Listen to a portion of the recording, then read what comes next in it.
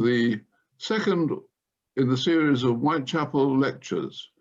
It's a great privilege and pleasure to have you all present with us. The numbers of attendees is rising, I'm told by the clerk. I am David Robinson. I'm proud to be the 655th Master of the Worshipful Company of Founders. We trace our ordinances and our origin to the deposit of ordinances with Guildhall in 1365, when metal and the process of metal was a very different art to that which it is today, although some, including probably the speaker, will say that in fact there are basic principles that are adopted by all. Now, I know that Roger, our speaker, is very keen not just to have questions, but also comments. So if in the course of the lecture you would like to make a comment, please use the chat button, and I'll do my best to refer comments to Roger at the end of his talk. So this evening's speaker is Professor Roger Cashmore, a truly magnificent man. I mean, he's just huge and he's a wonderful, jolly guy. His greatest challenge, his talk is the greatest challenge of the 20th century, 21st century, stabilizing climate change to 1.5 degrees centigrade, global net zero carbon emissions by 2050. A bit of background about Roger. He was educated at Dudley Boys Grammar School and St John's College, Cambridge, where he read his BA. Balliol College, Oxford, and University College, Oxford, where his DPhil was completed, and he was a Weir Junior Research Fellow. His doctoral thesis was entitled A Study on Inelastic Pion-Proton Interactions in the range 600 to 800 mega-electron volts to the speed of light. I learned what M(e)V(c) means. He was a research associate at Stanford Linear Accelerator Center from 1969 to 74, returning to Oxford while he was a research officer, teaching lecturer at Oxford at Christ Church, and senior research fellow at Merton. He followed that as fellow and tutor at Balliol and university lecturer in physics. He was appointed reader in experimental physics in 1990 and the chair of Department of Physics in 1997 to 1999. He was appointed principal of Brasenose from 2002 onwards. He's almost been to every college in Oxford. And yeah, Cashmore has also served as Director of Research and Deputy Director at organization which is at CERN in Geneva from 1999 to 2004. During his term, several agreements took place with China's and Pakistan to be of the most important. In 2002, he became co-chairman of the CERN JINR, Joint Scientific Committee. Now, if that's not enough, he goes on, but I won't for a moment. Her Majesty the Queen conferred on Roger the Order of the Most Distinguished St. Michael and St. George for services to international cooperation in particle physics. And in the New Year's Honours, that was in the New Year's Honours in 2004. He was also awarded the C.B. Boys. C.B. Boys was a very distinguished physicist, the C.B. Boys Prize in 1983. He was elected a Fellow of the Institute of Physics in 1985 and a member of Academia Europa in 1992, a Fellow of the Royal Society of Arts in 1996, and a Fellow of the Royal Society in 1998. Wow. He's a member of the Advisory Council for the Campaign for Science and Engineering. Well, ladies and gentlemen, that's the most amazing CV I've ever read in my life, and I wish it was mine. I'd like to now invite you all to welcome Professor Roger Cashmore. Thank you, Roger, and we look forward to hearing every word you say. Right. Well, good evening, everybody. It's a pleasure to be able to give this talk. It's a topic that's near and dear to my heart, but I hope it'll be near and dear to everybody's heart by the time we've finished. It's the most central thing, even when we have a COVID pandemic. It's much more serious than that for all of the globe, not to belittle the pandemic, of course. I've got very much interested in this ever since when I left CERN and came back to Oxford, and then became chairman of the Atomic Energy Authority, getting very much involved with energy. And so that's where I suppose my most recent associations with it have come from.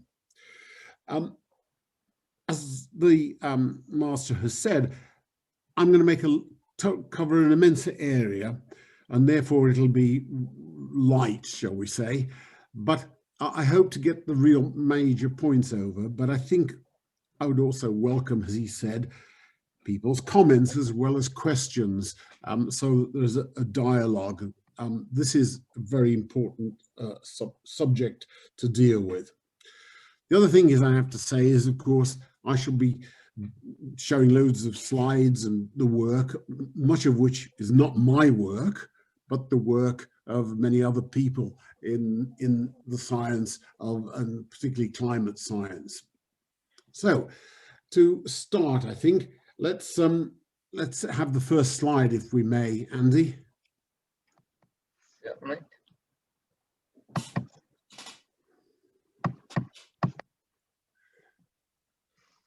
Very good. Okay, so as the master said, this is a great challenge. It's the most important thing in the 21st century. When you think about it, energy, as we'll be talking about a lot, is at the heart of everything. It's everything it allows you to do, not only to think and work, but also to get around, to stay warm, to travel. It's at the heart of everything in our civilization. And it's something that we are now running great risks with using lots of it. And what I want to talk about is the dangers to the planet of the emissions that we get from those, the way we generate a lot of the energy we use, and what we have to do about it. So if we move on to the next slide, please. Okay, so a brief outline. I'm going to remind you of where we are and how we got here, very briefly and cursorily. I'm going to point out the issues that we have to be dealt with.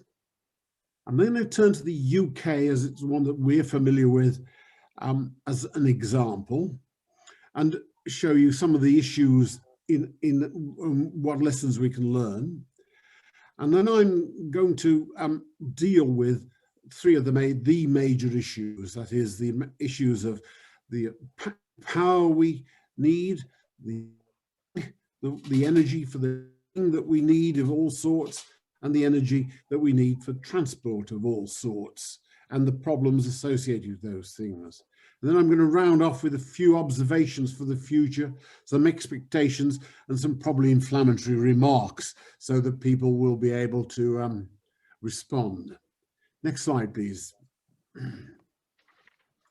Okay, this is a slide that I've used for a long while. It's up on the left-hand side, it's the Earth from Apollo 17. And of course, nowadays, we know an awful lot more about the globe than we did in the past. It's ringed with satellites, particularly Earth observation satellites. So we have progressively clearer description of what's going on and measurements of what's going on on the planet. Just to give you an interesting one I came across recently, now apparently they can survey the wild elephants in South Africa from the satellites that are up there, so they can get accurate measurements of their movements and what the numbers of them are, which just tells you how amazing the observations are that we can make down here on the Earth. The other picture to the right, I first used, I think, about 20 years ago in giving the talks, and it's this delightful little island, I think somewhere in the Pacific. And I've often wondered, and I don't know the answer to this, whether it's still there, because it will have been ravaged by storms and things like this, which we will see are going to be important in the development of climate change. Okay, let's move on to the next one, please. Now, the big driver of all of this is actually the global population. And you can see from that, it was growing slowly from 1800, but has really taken off since about 1960, 1970. And we're roaring up, and today's count, because I looked at it on one of the websites, is 7.84 billion people on the globe. And of course, they all have to live, they all have to eat, they all have to move around. And that's in sometimes rather extreme environments. So that's really the driving force behind this enormous increase in energy that we've been also using up in that time, that time period. And that has been basically produced, as we will continually see in this lecture, by fossil fuel usage. Can we go on to the next slide, please? Okay, so what we're going to be talking about now are the production of large quantities of energy, the emissions that you get from burning things, which is what we do basically, particularly the CO2 and its effect on the climate, and see what a parlous state that we're beginning to enter. Next slide, please. So here's history. The issue is all going to be about CO2.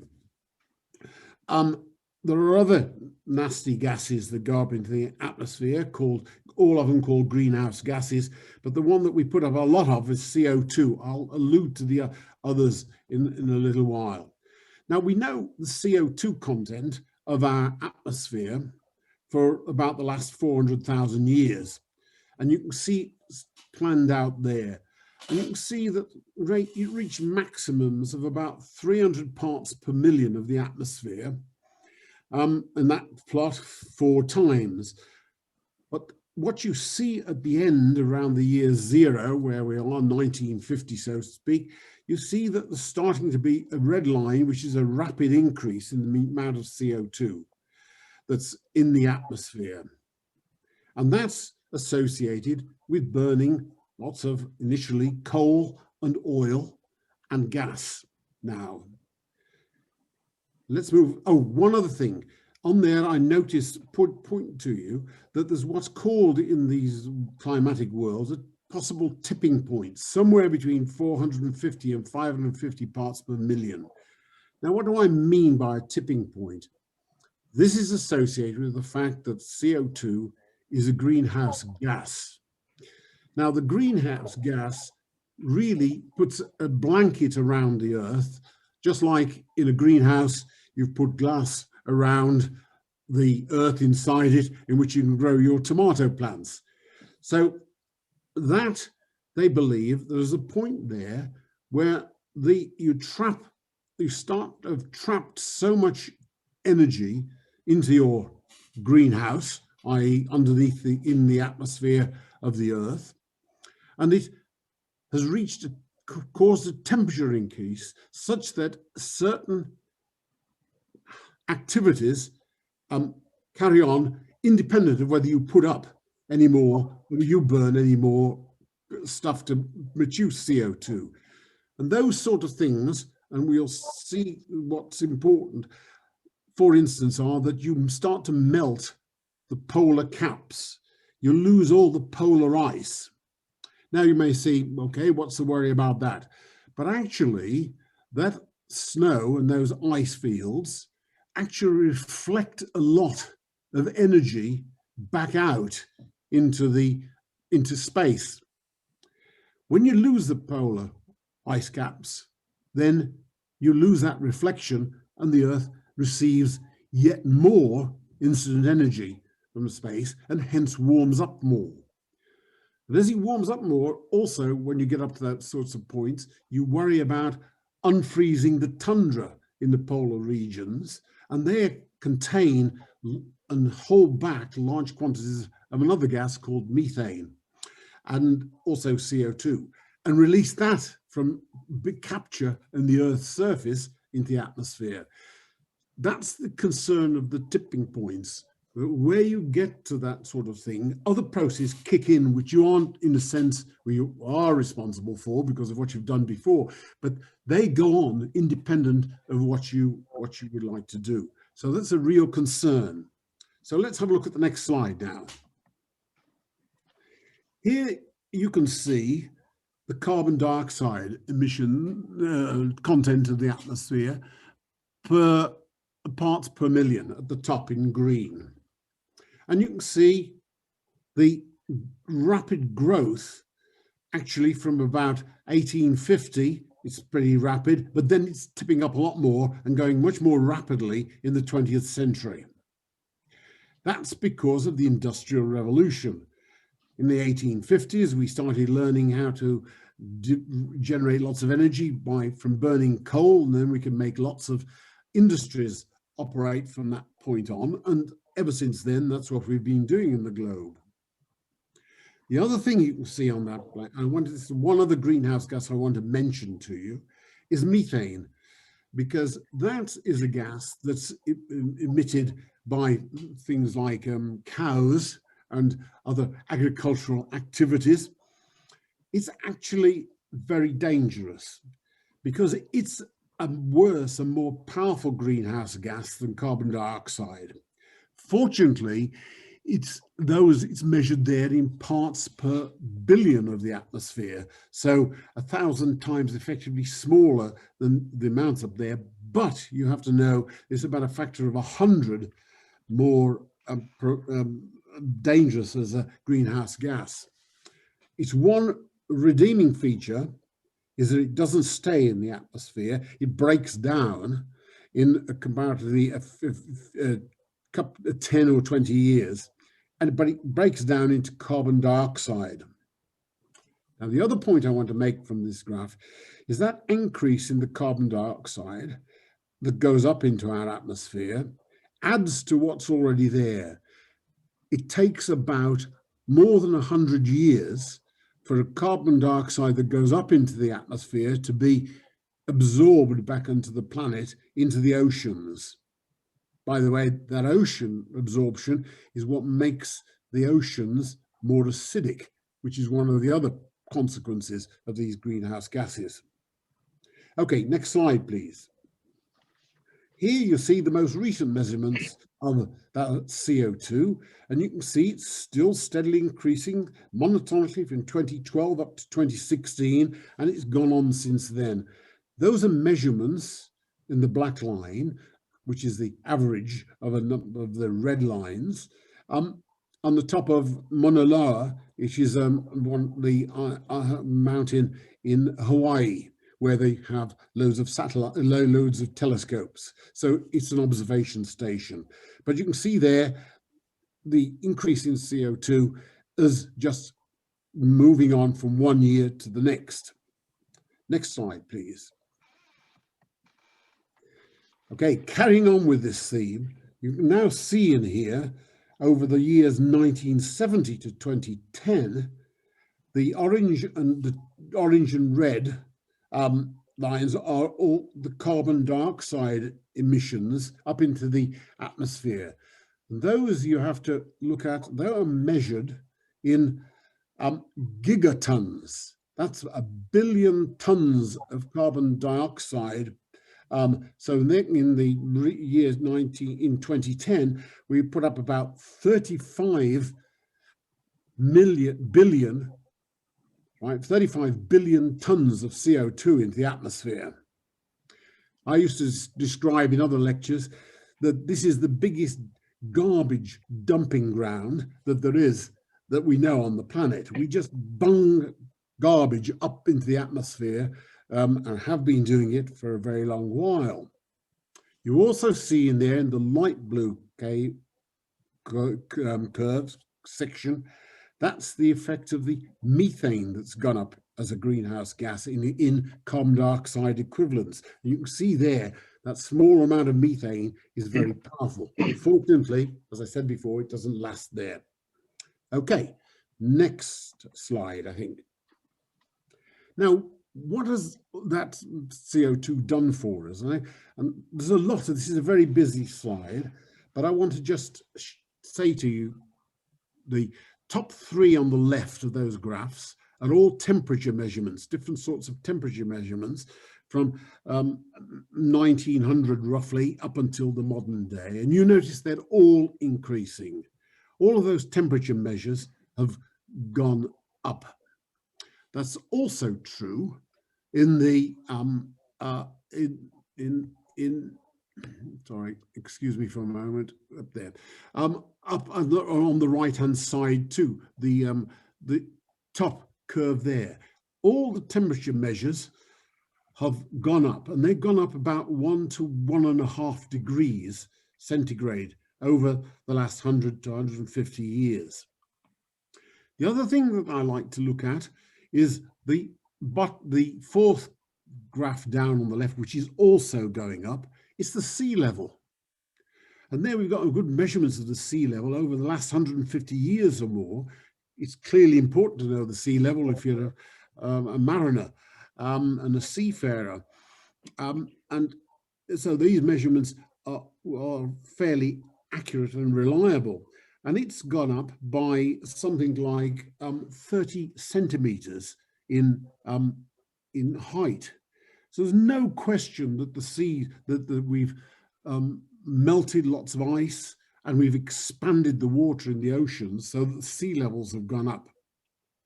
And then the last one I want to point to you is the last curve on the left, which is the amount of the extent of sea ice in the polar regions.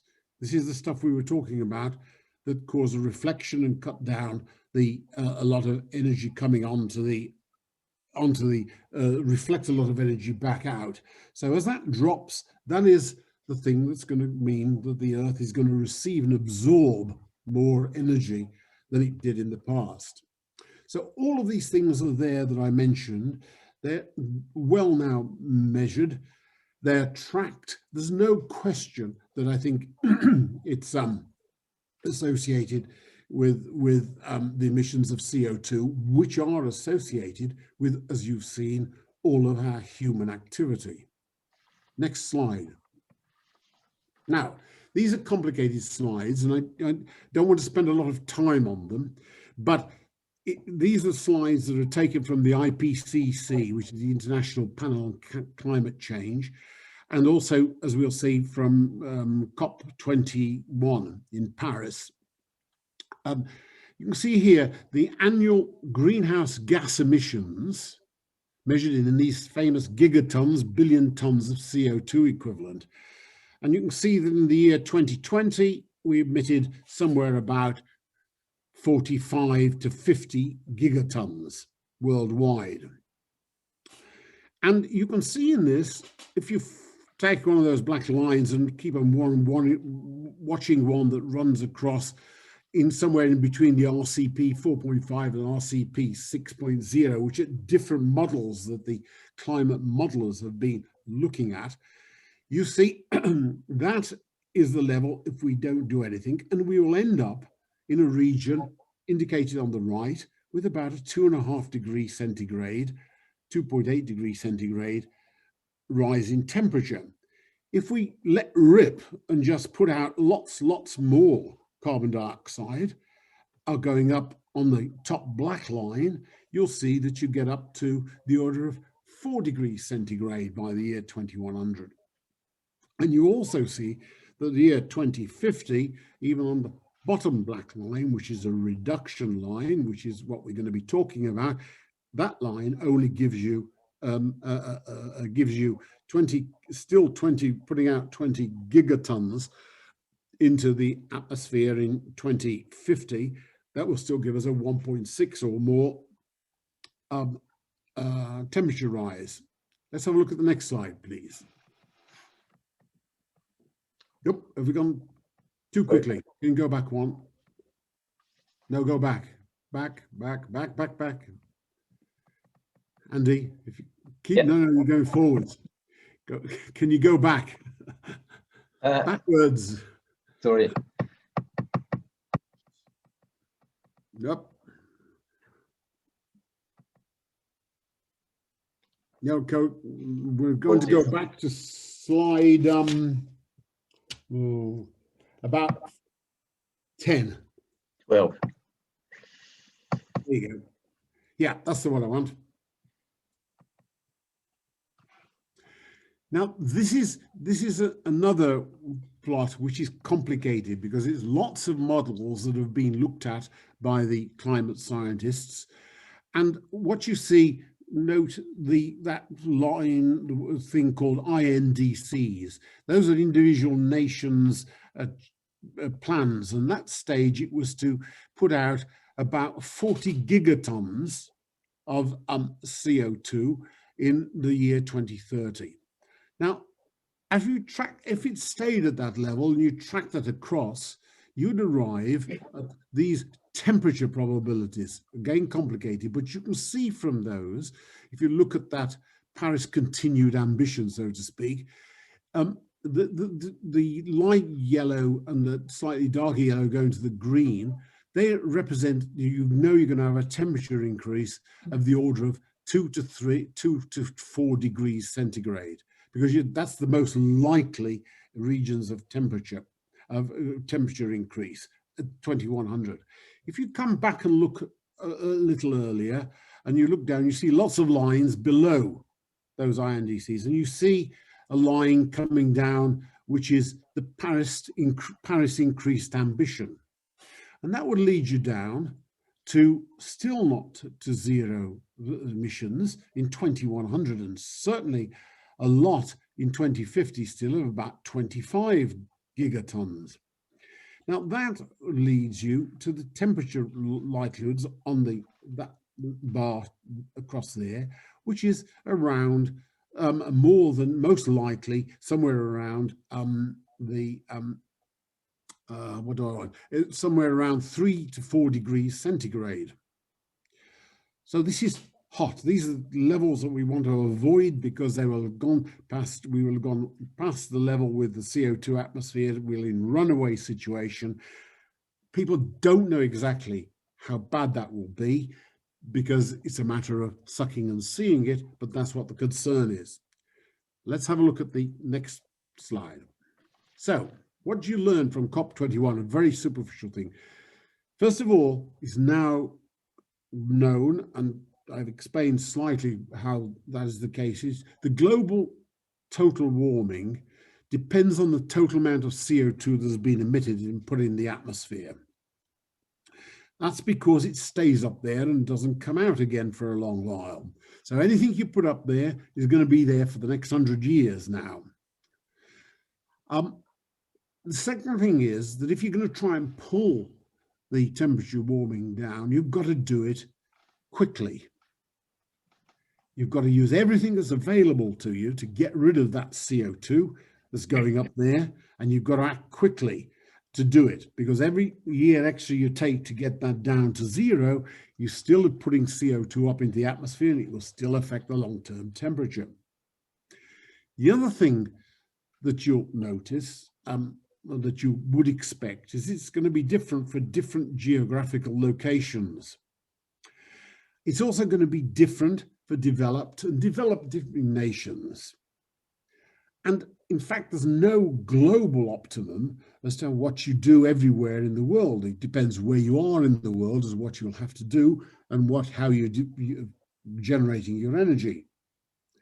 So that's clearly something to be remembered. And I want to make a comment here straight away that it's, as we will see, it's not good enough for us to cut our global emissions down to zero. Everybody in the world has got to cut it down to zero, because CO2 moves around in the atmosphere. So we've also got to work in global cohesion, right, to be able to pull this down. We have got to have, this is really a global issue. We'll come back to that again a bit later. Let's move on. Next slide, please. Now, I wanted to show you that there is, sorry, I keep on having things pop up on my machine. I'm going to show you some recent projections now of energy, which for me are really quite frightening. And they're done by responsible people. They're done by governments, if you believe they're always responsible. They're done by international agencies, which are looking at what's going on and have, in a sense, got no axe to grind. And they're also projections from industry, which of course have got lots of axes to grind. So let's have a look at the next slide, please. Now, first of all, this is a projection of what the world energy consumption is what's going to happen to it. It's not a projection, it's some of its history. And it's been done, I think, this was done by probably the International Energy Agency. And it shows you that this big increase in energy consumption that we're going to have going into the future is mainly in the non-OECD countries. You can see there's the OECD countries. So this is a lot of the less developed part of the world at the moment that is going to be wanting to aspire to the sorts of standards of living and ways of life that we have, and they will need lots more energy to do it. So the suggestion was that we will double, almost more than double, the amount of energy between 1990 and 2035. So still somewhat into the future. Let's look at the next slide. Now, here you can see how the energy is made up.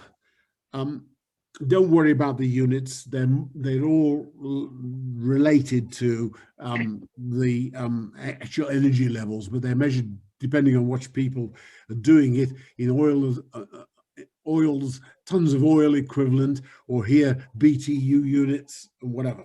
Okay, this takes us up until 2008, and then we'll run it on to 2035. And you can see there the main sources of energy was from nuclear and renewables in the even before 2008, because renewables include things like hydroelectricity, and other things of that sort. You can see natural gas going up steadily. You can see coal going up, and you can see liquids going up. That's oil and petroleum. Now let's run that on. Can we have that? There we go. And you can see what the projections were going up to 2035. This is before people were getting really serious about climate change. I don't think they've got serious enough yet, as you'll see. But here you can see that the oil, the coal, the natural gas were all roaring up. If we have if you can tap the key again, you can see that renewables triple. Jolly good, but still long way behind the fossil fuels. Nuclear, in those days, it was hoped we would double, and that we are going to get increases in nuclear, and I hope that will be the case, because it's very important, as you'll see later. So if we now go on to the next slide and look at what that meant between 2007 and 2030, what I want to draw your attention to is on 2007, if you add up oil, coal and gas, right, that adds up to about 81% of all the energy comes from fossil fuels. So you're burning carbon all the time and making CO2. If you go to 2030, things have changed a bit. However, if you add up oil, coal and gas again, oil's less, coal's more, gas is a bit more.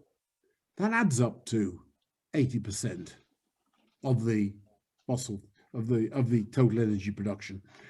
So these projections going up to 2035 were not in any way reducing the amount of fossil fuel that was used, and we would be putting up even more amounts of carbon dioxide. So this is the real concern about why one has got to tackle this. Things would have been even worse than they are today. Let's have a look at the next slide.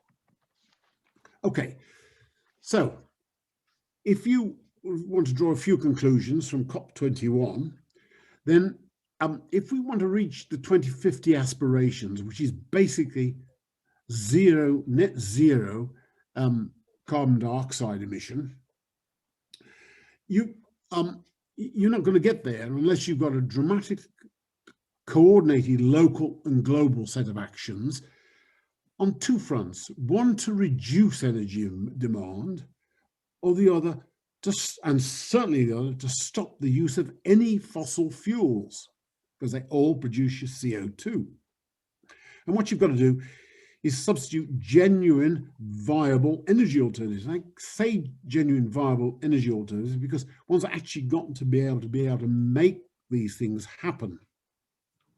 Now, the renewables you're familiar with, they're solar, they're wind, on and offshore, geothermal, hydro, wave, tidal.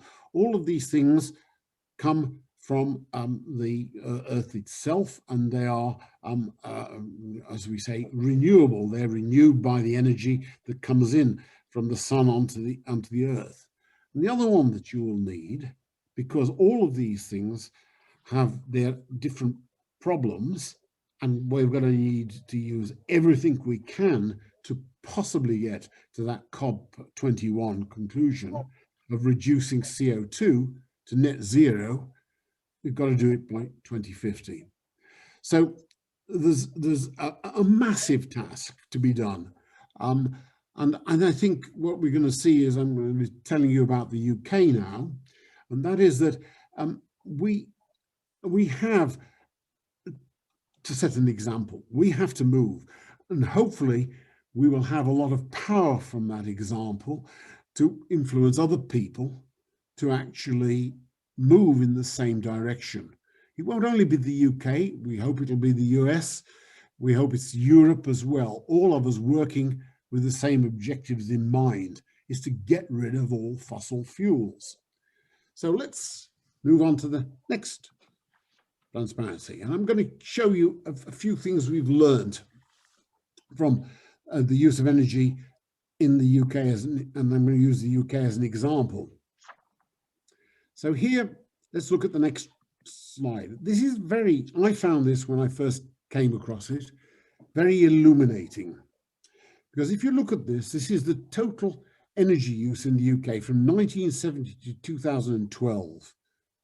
And it's broken down into the energy that's used in homes, the energy that's used in transport, planes, boats, road and rail, and then the amount in industry. And I think it's very instructive, because if you remember, in this period of time from 1970 to 2012, the UK population increased substantially by about 15% or so. Now, if you look at that, you can see that the top band, stuff representing the energy used in homes, actually has almost remained the same, despite this increase in population. And that's, you might say, a very good thing. It is a very good thing. And it's occurred because we've made our energy usage much more efficient. So we have had less demand. We've also had a lot more insulation in homes, which stop you losing the energy when you've put the energy inside them. We've also had a steady improvement in the efficiency of all of the devices you use, washing machines, refrigerators, things like this that consume energy. They're all now being closely regulated, have close standards on the energy. So these two things have really contained the energy usage in homes to basically roughly a constant amount. Now turn to the light blue band. No, back. If you can go backwards, please. Sorry, Roger. Go backwards. Afraid you're going forwards again. Yeah, I can't seem to beat that. Well, it gives everybody a preview of what's coming up next, right? Yes, sorry.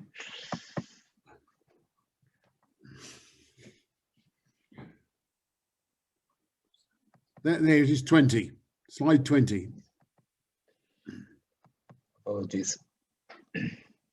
Okay, that lower light blue band, there, the amount of energy in these units, 60 million tons of oil equivalent, has used in industry has dropped from 60 roughly million down to 30 million. We've dropped a factor of 2 in the amount of energy used by industry in Britain. And there's 2 important things to learn from that. One is, the reason for that is that we've offshored most of the industry. We now buy so many more things in from other countries. They come in on big container ships from China and from Southeast Asia. So that's why, and we've got a much smaller industry in the country. The other thing that's important to notice in that drop is that, of course, when we get now those cars that we bring in from overseas, doesn't get count the carbon dioxide that the energy they use, and hence the carbon dioxide they produce, doesn't get counted against the UK. So what we've done is offshored some of our basically carbon emissions. Now, that's the second thing to learn. The third thing now is to look at all this travel. And you notice that that's gone up increasingly. It's gone up by almost a factor of 3. And that, you all know what the origin of that is we've all got more cars on the roads from 1970 to now. And we all take flight, we all have flights a lot more. Many people are off regularly to the Costa Brava and other such places in aeroplanes. So that transport has increased enormously, and that clearly reflects our total way of life that we're enjoying. We go to the next one. Let's look at energy usage in 2017. As I say, this is rather busy again, but let me take you through this slowly. There are 3 big areas that one uses to just talk about energy. It's power, it's heat, and it's transport. And this is a breakdown of all of the energy that was used in 2017 in these 3 sectors, which represent essentially all of the energy usage in the country. First of all, power is really all that stuff associated with electricity. You see, first of all, it's, well, not quite all, it's about 13% of the energy that we generate. And you look at that and you see that there's renewables and nuclear, the little green bits down at the bottom, are about half of that power that's generated, and the rest is gas and coal, or was coal and oil in 2017. If you then look at the heat, you can see that essentially more than two thirds of that, the heat is generated from gas and oil. And you know the reason for that. That's because most houses in Britain are have gas-fired central heating, and some have oil-fired, where you don't have gas infrastructure coming to places. If you turn your cooker on at home, that provides heat. It's often a gas cooker. That's where you're using gas again. You can also see that some heat is supplied by electricity, and that's true of some offices and places like this are built, have electrical heating. And then the top is some heat from solids and bioenergy and waste. But most of that is we still run ourselves on fossil fuels to heat everything, offices, homes, and actually provide the heat for industrial processes. Then move on to transport. And you see there, it's dismal. Essentially everything is provided by fossil fuels. There's a little bit of electricity if you look at the breakdown of the transport energy in the chart to the right. There's a little bit of electricity in rail travel, as we know, we have electric train systems, or part of the country's covered it. But then on the road, you can hardly see in 2017, there's a tiny little line of green, which represents your electric vehicles. And then it's all petroleum and bioliquids. And if you go to road freight, it's all petroleum. If you go to marine transport, it's all petroleum. And if you go to aeroplanes, it's all jet aviation fuel, which is kerosene, which is also fossil fuels. So you essentially see that actually heat and transport particularly, has hardly started to decarbonize and get rid of all the fossil fuels. And we're already at 2021. And the transport and heat has hardly got rid of any fossil fuel usage. So that's where we are now. 2017 is fairly near to where we are. So those are the big issues. This is really monumental problem. So let's move on to the next slide. Okay, let's take those three things in order, or reverse order. Transport. Well, you've just got to stop using fossil fuels. That means you've got to take off the roads, effectively, all petrol, all diesel vehicles entirely, and if off the railways as well, any that remain. But the question is, what are you going to use instead?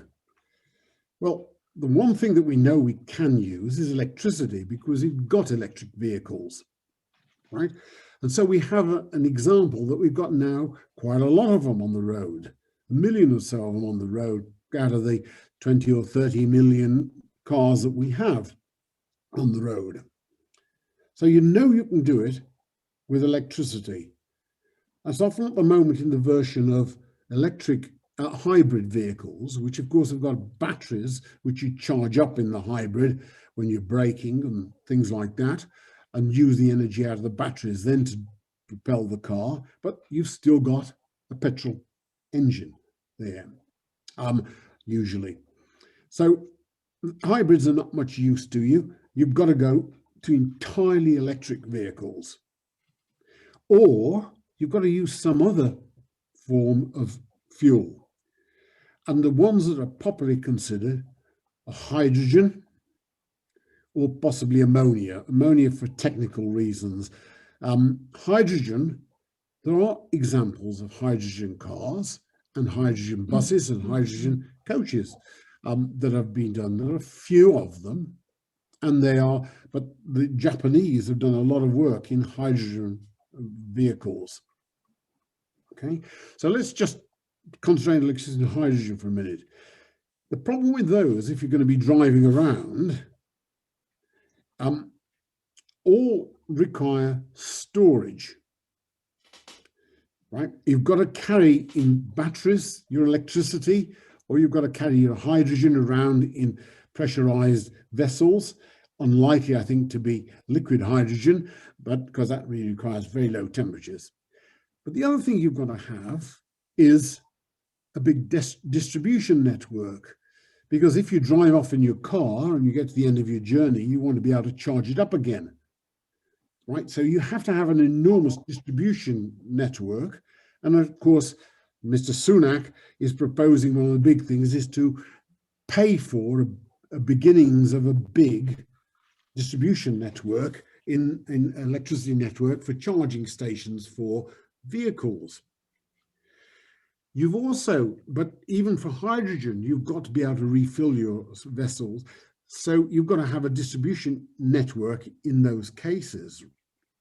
Now, we've got many examples of electric cars, as I've said. So there's an existence proof you can go down that route. But we don't have solutions in the rest of transport for trucks yet, airplanes, or ships on a large scale. And if you're going to make this transition in the next 25, 30 years, you've basically got to have viable examples of anything now, or you've got to be working like crazy doing R&D to develop them. So That's the issues for transport. Let's move to the next one. Now, heat. Here we go again. We've got to stop using fossil fuels. You can't allow any of this gas into your house or into your office block or into your factory. So instead, what are you going to use? Well, the first thing you can think of again is electricity, because you know you can heat houses with electricity. And possibly what you want to do is to use hydrogen. Now, the question for next then is, how do we do that? These all require, electricity again and hydrogen, all require a distribution network to bring the electricity to your house or the hydrogen to your house. Fortunately, we have an electricity distribution network. It's the grid, and it runs out to all of our houses. And effectively, every house is connected, or every business is connected to the electricity grid. The hydrogen issue is also important because what we do have is a gas distribution system that goes to every house and company in the country. So what you've got to try to do to avoid having to rebuild a complete distribution system through the country, you've got to try and reuse the one you've got. So there's quite a lot of work going on in trying to check whether and see how well you can run hydrogen down the existing, basically, natural gas network that we have. So there are, in fact, interesting prototype test projects, one in a village near Gateshead with about 560 buildings, I think there, where they're actually in a village trying to make it mixing hydrogen first with the methane and then go to the pure hydrogen afterwards, to see whether you can actually make that a viable working system. And then, of course, you've got to make sure it will work for a pure hydrogen system. One bit of solace for you, none of us, I think, are old enough really to know about gas lighting in the Victorian era. But actually, all those gas lights actually were fed by what is called syngas. It was gas that came from basically coking activities from coal. Well, we don't done that anymore, but it was run through pipes and was led to the gas lighting that was the one of the great revolutions of the Victorian era. So we know we've had hydrogen running through a gas system as long as more than 100 years ago. So there's hope that one can reuse the, I think, gas distribution network. Otherwise, you have to put in a complete new network. Okay, that was a little bit about heat. Let's go on to the next one. Power and electricity. Now, here's another good one for us to bite on. We have a lot of those things I've just said had electricity as a central component in any future power system. So it tells you you're going to want 2 or 3 or 4 times the current demand. Now, a lot of our electricity at present, as we saw, is from CO2, and it was from CO2 producing sources. We've got to produce it all from non-CO2 generating sources, no fossil fuel sources. That brings us to, again, as I said before, the renewables and the nuclear. The renewables, wind and solar, have a major problem. That I think they're vital for our future, but they do have a big problem. They're intermittent.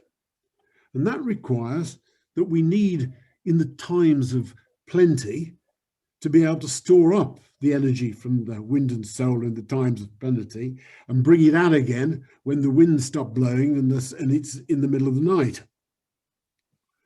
Now, that's a new idea for a grid system. but it's a major issue for a grid system. The one redeeming thing is hydrogen can be produced by electrolysis. So if you've got lots of excess electricity, then you can actually put it to work to electrolyze water and give you hydrogen, perhaps for some of the other activities of transport and heating that we talked about. I'll show you one slide in one moment more on renewables. There's scope, right? In a second, because they also absorb an enormous amount of surface area in the country. Let's look at, make one final comment before I get chased. That's the slide that shows you, if you wanted to try to provide all of your energy from a wind, and you are going to cope with the maximum energy that you are using in the country, you would need, your wind farm would have to cover that light green area, this dark green and light green area. You'd have to cover all that area with turbines. If you only do it for the average amount of energy you need, because we have many peaks and many dips, then the wind, you would cover the darker circle. So Wales would be one large wind farm stretching across the North Sea into Ireland as well.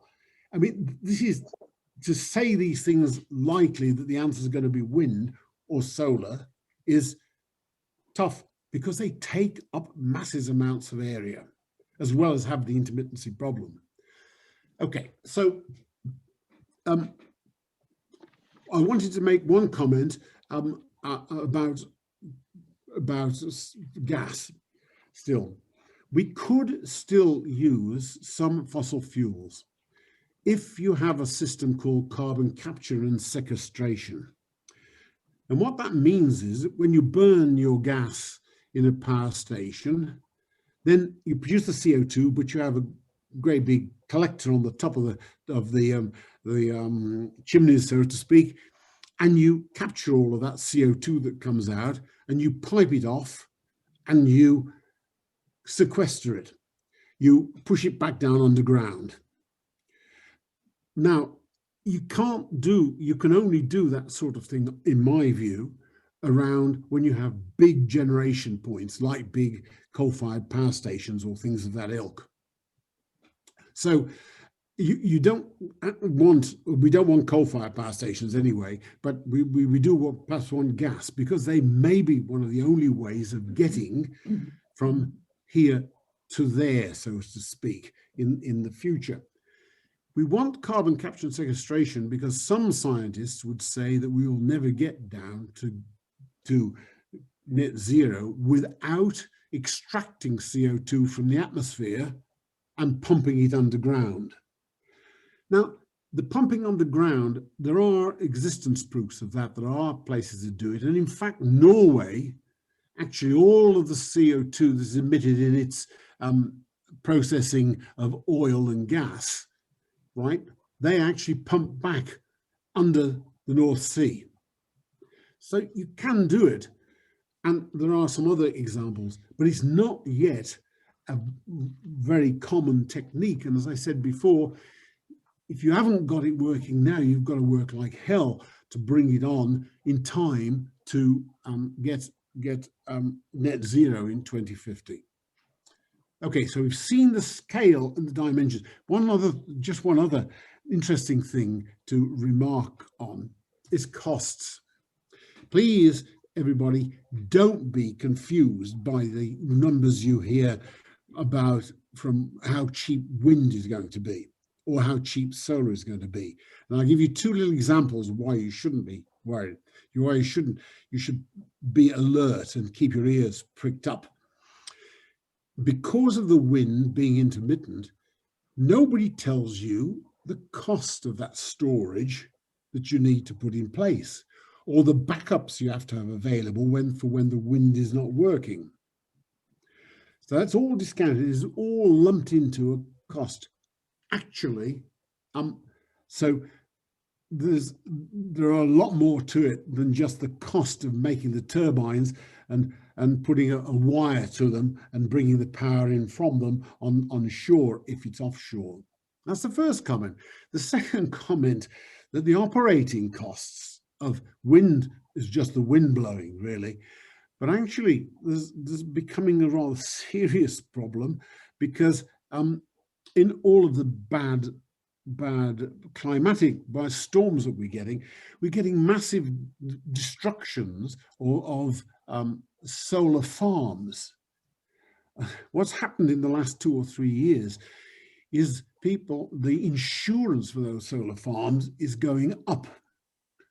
And so that cost you don't hear about in the exercise, the operators have to pay.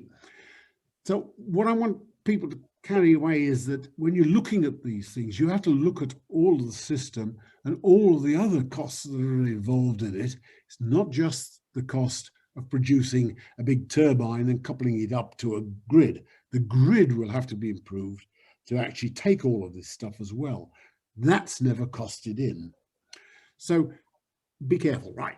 So let me now move on to the next thing. Right, so with final thoughts. I think I've got two slides now. I think I'm trying to convey to you, I think that the challenge is enormous, right, to get down to net zero. It's no less than rebuilding our entire energy system and approaches within 30 years. Even a lot of the existing one anyway will have to be built in that time, because it's getting old and you have to replace these things. So we've got an enormous building exercise to put in, and supply chain activity to produce, to do what you're going to have to do. Time is short to do it, and we've really got to get going quickly. So my view is that where we know what components there are that we know we're going to need in the future, and that's particularly electricity, we better get on as rapidly as possible, increasing our electricity supply, deploying it as rapidly as possible. And by that I mean the renewables that I like, and also the solar I like, the wind and the solar, and other activity. There are other activities, but they're not on the grand scale there's going to be need to crack the problem. And also to increase one's investment in nuclear power plants. We will be, our future generation will be very grateful to have quite a lot more nuclear power plants around, together with our wind and our solar in the future, I can assure you. Everything else requires massive R&D. Support R&D, we've got to pour the money into doing that. One thing that I'm positive about is that we are an inventive species, and that we will find solutions. But those solutions have got to address something else. We've got to actually make sure we get this, they're socially acceptable. I think putting windmills all over Wales wouldn't be socially acceptable, for instance, right? We've got to find social acceptability in the very broadest sense, and support for this activity. And it's going to lead us down into ways of life that I think I don't totally envisage yet. And let me remind you again, it's not just the UK that's got to do this. It can be a very great example, but it's got to be rolled out, the equivalence of this throughout the world. Next slide, please. Okay, that may all sound like a daunting activity. I think it's a daunting activity, but I think we've got the people and we can put our minds to doing it. The population, now, what are the positive aspects about having to do it? The population at large, particularly the young, but actually the old as well, are more and more convinced of the need to act. I mean, I think there's a poll came out that in The Guardian, a UN poll that today that showed that 67% of everybody polled, more than 67%, saying there was a real issue to be faced. We may get then the push from the population.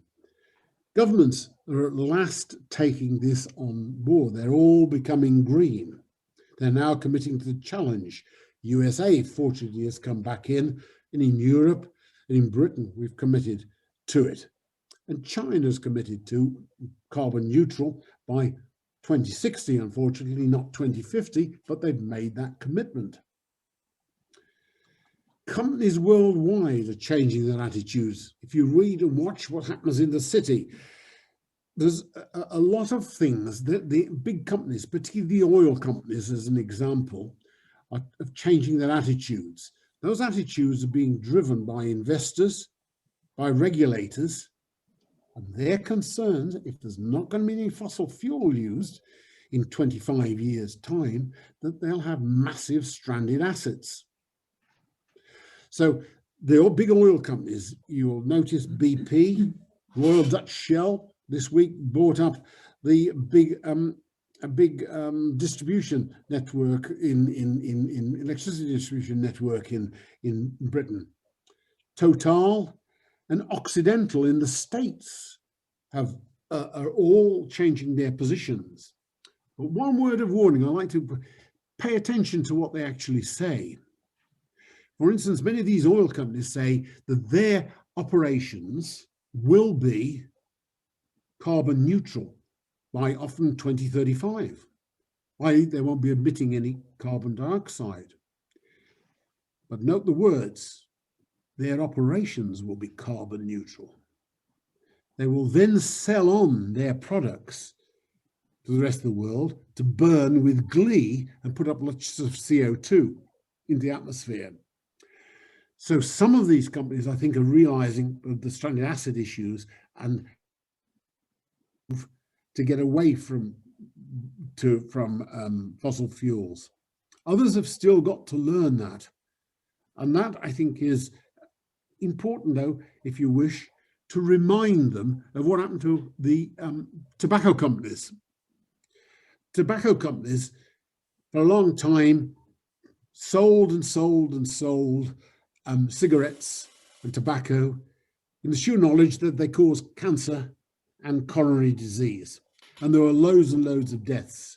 And eventually they have had their comeuppance in having to pay lots of money to people that did die as a result of them promoting their tobacco products. So the oil companies will get into a position like that too. We've got to combine all of these things, these alignments that are coming up with science and the skills of business. Because if we get that combination together, the planet's going to benefit. Now, my literally final remarks. All the good words and all the good targets, right, have still got to be achieved. And that's got to be done with successful actions. And those successful actions have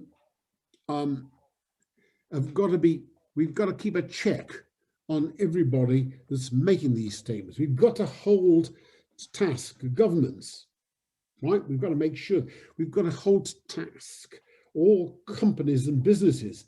And by that, I mean, the regulators will hold them to task. Governments will have to hold them to task by law, possibly. But their investors have got to hold them to task with ESG activities. So all of these efforts have got to be put together. A chance, give us a chance of reaching a net zero. What we've really got to do is align business, science and technology and society all along in that. And as some of my Irish friends would say, instead of talking the talk, they've got to walk the walk. And that's what we've got to hold everybody where we can, politically, governments, locally, governments, and companies and industry and business to task to make sure that we do drop out the use of fossil fuels. I'll stop there. I'm sorry I've taken a bit long. Thank you, Roger, very much for your talk, which is challenging, illuminating, and leaves thought-provoking. As you might expect, a number of comments have been made while you've been speaking, and I think I'd likely be here until midnight if I referred to them all. An early comment was made by George. Is it possible to speed up the consumption of CO2 in the atmosphere? This is where you were referring to ways of somehow eating it. And allied to that, I suppose, John Wood has asked the question, reminded you that you once discussed why we heat whole buildings rather than our local personal environment. And third, which is allied, I suppose, in a way, what is your opinion of ammonia? Okay, can I take those three? Please do. I can remember them now, right? What was the first one was? How can we speed up CO2 consumption? Yeah. Speed up our CO2 means, say, you've got to extract it from the atmosphere. Now, one of the ways that people have thought about this, and it gives me a chance to make one other comment, is that you plant lots more trees, because and you green everywhere, so to speak, because photosynthesis takes the carbon out of the atmosphere. Now, that's a good thing, and one should follow all of those things. However, it's not going to be a really long-term solution, because it depends what you do with for instance, the wood that you build. If you actually chop it down and burn it, then you put the CO2 back there. So there's a limit to how much you can do in that way. It's a good idea. You also have to worry about, if you put in more woods and plant more trees, whether you cover pasture land doing that. Because pasture land actually is a regular process of taking CO2 out of the atmosphere and putting it into plants, growing it into grasses so that cows can eat it, and sheep and other things. So those things can go on, but they're not going to be big methods of pulling CO2 out of the atmosphere on a large scale. Direct air capture, people do think of devising schemes to suck it out of the air and then push it down underground. It's not an easy thing, and there are no big, large-scale deployable activities that you can do like that. That are R&D exercises, but that's got to be taken forward.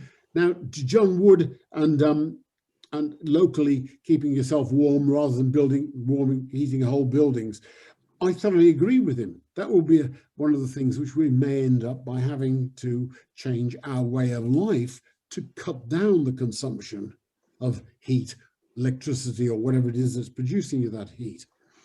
So I think people will start to look more carefully, and they'll start wearing woolies a bit more often, I hope, too, to keep warm, so they don't need the temperature in their houses as high. Those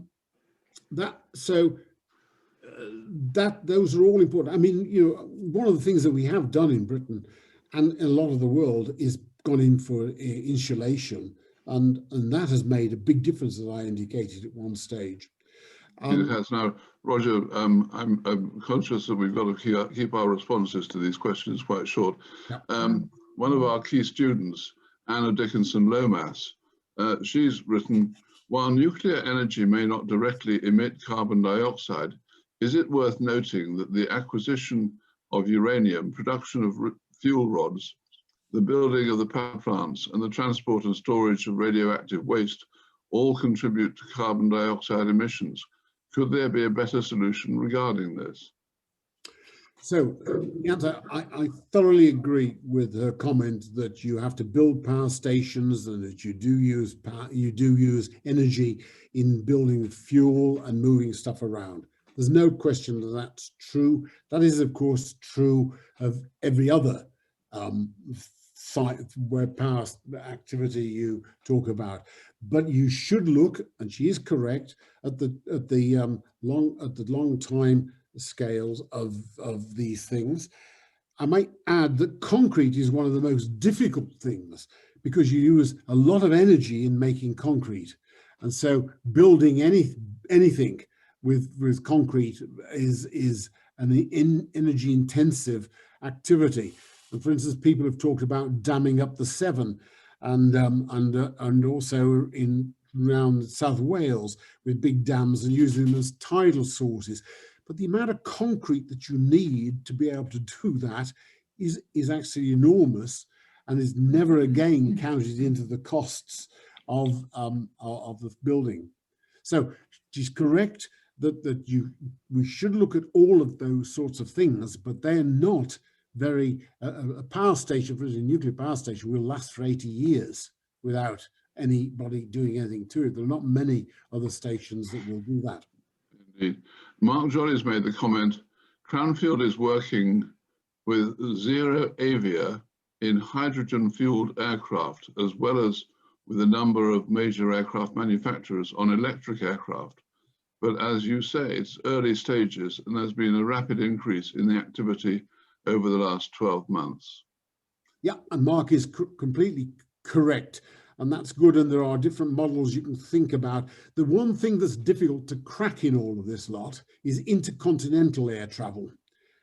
To give you aeroplanes that can do these things in one jump, and short haul flights, you can probably envisage one day having hydrogen or electric airplanes to do a 300-mile hop or so, right? But that then requires a different way of doing the traveling if you've got to go and do 600 miles or stay inside Europe. Getting to America is a different thing altogether. Okay, I've got a comment here from Kay Brock. We've been hearing recently about the massive energy use of bitcoins. Is this a significant factor in the energy picture? I'm afraid I don't know the answer to that question, and I shouldn't hazard a guess. My suspicion is that I would think it's not that, not that important, right? But nonetheless, it's high computational activity, so computers use energy. Nicholas Carrera makes a comment, going back to our earlier slide, population growth, with what powerful driving function, what are the prospects of hitting carbon neutral in time?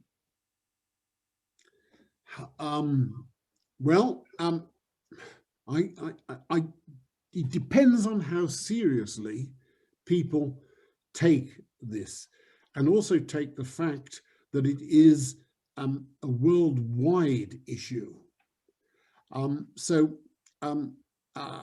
That means whether wealthy countries will put up aid to less wealthy countries to be able to start implementing some of these things. Certainly they will be able to get some of the renewable sources, but they will not be having a standard of energy source like we have. They will having their down times when the wind doesn't blow and when it's dark at night. So it's tricky to know, and I think that's one of the things that we have to face up to and go for. But just as we've done a COVID on a world scale, we start to worry about it. We've got to worry about temperature and on the world scale. Indeed. A comment here. What is your opinion on ammonia? Ammonia. I haven't got a good feeling for ammonia at the moment. The nice thing about ammonia is that it's easily liquefied, and you can carry it around, and it's easily converted back. You can get hydrogen out of it easily. So it could be related to hydrogen type usage, but you're using something, ammonia, to be the storage, and you can run around with it and then convert it back into hydrogen. So, but those are early days again, and there are a lot of work going on in R&D in that area, and it has to be done because it may be the solution that we need. Ammonia may also be possible, if I remember correctly, to burn in the sort of equivalents of diesel engines without any carbon being there. You're just getting it again from the hydrogen being burnt with oxygen to make water and giving you energy release that way, or through a hydrogen cell if you're using hydrogen. The questions continue to mount, and the time is running out. I'll just mention a couple of comments. The UK has stated it will no longer sell petrol and diesel cars by 2030, with the aim of having no petrol diesel cars in the UK roads by 2050. What is your opinion on the achievability of these goals, and how effective will this scheme be if the electricity used to charge the EVs are from unsustainable sources? Well, there's a lot of questions lurking inside that. Yes. First of all, it's clear we can build, we can resupply the market with electric cars, right? Given the time. After all, a car usually lasts for about, in our case, for about 15 years or something, right? So there are 2 lifetimes of that to go. Now, we've already got hybrid lines being built. As I said, hybrids are not the answer. They will carry on for some time, but really you've got to go to all electric. And those cars exist. I mean, there may be upmarket ones, Tesla, but I believe also Hyundai and people like this have got lower market cost electric cars now. In fact, I know that for sure because my son who lives in Australia has got a Hyundai electric car. And but so they are there and you can build them, and you've got to then develop better battery systems to be able to get enough batteries. So there's R&D to be done there, but yes, you could go for all electric cars by 2030 and then wind out, and then you would have the period of winding out all the others to 2050. And that would be fine. But there was another point I was going to make about the electric cars. I can't remember what it was now. Sorry. I think much as I'd like to carry on, Roger, and I'm sure many of our audience would like to, it's now approaching 8 o'clock, and I think other people have commitments to go to.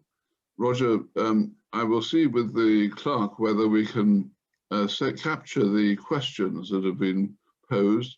There are several, both in the question and answers and in the chat page. And if we could possibly capture those and get them to you, they are with the recipient, the questioner's names in most cases, and we will take the debate further. I'm very happy to do that, by the way. Right. Thank you very much. Ladies and gentlemen in our audience, thank you very much for attending. It's been a great pleasure to have you in our company this evening. The Founders Company is an innovative company, even if at the moment it's rather at home. But we welcome inquiries from all and sundry. We are hugely grateful for the enthusiasm of our students who have both attended tonight and passed their comments back. If you have any comments to make or questions that you'd like put to Roger after this event, please don't hesitate to email the clerk and we will see that they are redirected. And I can't think of a clever way of showing everybody applauding, but I will just give you 3 claps, Roger. You deserve an enormous roar of applause. Thank you very much indeed, and good night, ladies and gentlemen. But before I go, I should point out that our next talk is on Wednesday, the 3rd of March at 6:30. The presenter is Alan Hughes from the Whitechapel Bell Foundry, and the title of his talk is The Sound of Bronze, a gentle stroll through 1,000 years of English bell founding. I'm sure it will be fascinating. It may ring a few bells, and if it doesn't, it'll certainly be enjoyable. Ladies and gentlemen, good night. Thank you.